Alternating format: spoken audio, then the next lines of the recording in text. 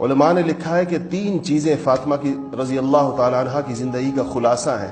ایک وفا ہے کہ جو باپ نے کہا اور جو علی مرتضیٰ کے گھر کے اندر پایا، غیر معمولی طور کے اوپر اس کے ساتھ اللہ جل شانہ نے ان کو جوڑے رکھا ساری عمر۔ اور ایک حیا ہے فاطمہ الزہرا کی، اور ایک عطا اور سخا ہے کہ جتنا انہوں نے دیا اور جیسا اپنے گھر کی چیزیں نکالی، ایسی عطا و سخا بھی نہیں دیکھی گئی۔ حیا ایسی تھی کہ حضرت علی کو فرمایا تھا، 2 باتیں کہی تھیں۔ ایک یہ کہا تھا کہ میرے مرنے کے بعد میری تدفین کے اندر تاخیر نہ کرنا، اور دوسرا فرمایا تھا کہ مجھے رات کو، بعض روایات کے اندر آتا ہے کہ رات کو میرا جنازہ اٹھانا تاکہ میری بے پردگی نہ ہو۔ جس صحابیہ نے آپ کی سب سے زیادہ خدمت کی اور آپ کو غسل دیا ہے وہ حضرت اسما بنت عمیس ہیں، اور یہ بڑی بابرکت صحابیہ ہیں۔ ان کا پہلا نکاح جعفر طیار سے ہوا تھا۔ غزوہ موتا میں جعفر کی شہادت ہوئی تو یہ ابو بکر صدیق کے نکاح کے اندر آئیں، اور ابو بکر صدیق رضی اللہ تعالی عنہ کی وفات کے بعد یہ علی مرتضیٰ کے نکاح میں گئیں۔ ان اسما بنت عمیس کے نے آپ کو غسل دیا ہے۔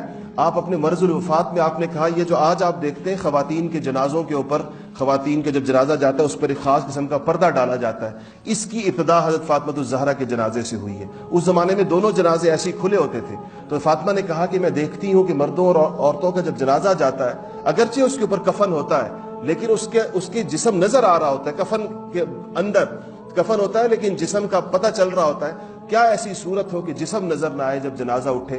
تو آپ کو کہا انہوں نے کہ ایک صورت میں نے حبش کے اندر دیکھی ہے۔ ان صحابیہ نے کہا ایک حبش ہے، میں نے صورت دیکھی حبشہ میں کہ وہاں پر ایک یوں ڈنڈیاں لگائی جاتی ہیں اوپر چاروں طرف اس جنازے کی چارپائی کے، اور اس کے اوپر کپڑا ڈالا جاتا ہے، اس کے بعد اندر نظر نہیں آتا، اور باقاعدہ فاطمہ الزہرا کو بنا کر بھی دکھایا۔ تو آپ نے فرمایا کہ ہاں یہ باپر جنازہ ہے، میرا جنازہ اس طریقے سے اٹھایا جائے کہ میرے جنازے کے اوپر ایسے کپڑا ڈالا جائے، لکڑیاں اٹھا کر چارپائی پر اس پہ کپڑا ڈالا جائے، اس کے اوپر آپ کا جنازہ رات کو اٹھایا گیا۔ مغرب اور عشاء کے درمیان آپ کا انتقال ہوا، صبح کا انتظار نہیں کیا گیا۔